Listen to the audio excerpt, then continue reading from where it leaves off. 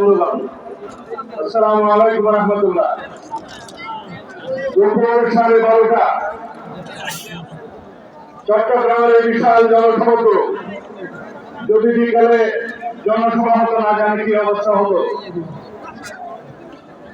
আপনাদের প্রতি কৃতজ্ঞতা জানাই।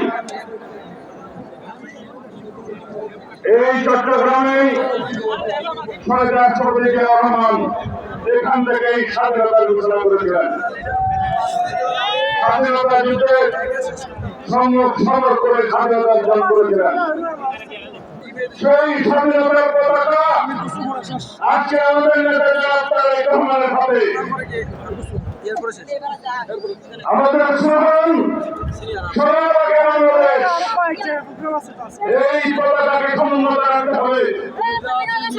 আমাদের স্বাধীনতার সার্বভৌমত্বের প্রতীক, গণতন্ত্রের রক্ষা কবচ, এদেশের মানুষের নেতা জনাব তারেক রহমান সেই পতাকা পেয়েছেন বাংলাদেশের জনগণের মাধ্যমে,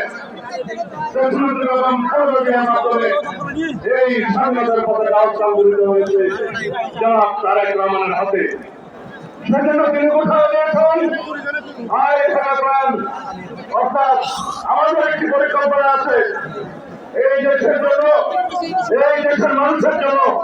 সেই পরিকল্পনা তিনি বলবেন এদেশের লক্ষ কোটি বেকারের জন্য বেকার ভাতা প্রদান করবেন নির্দিষ্ট সময়ের জন্য। তিনি কৃষকের জন্য কৃষক কার্ড, সবার জন্য স্বাস্থ্য কার্ড এবং দরিদ্র পরিবারের জন্য ফ্যামিলি কার্ড প্রবর্তন করবেন।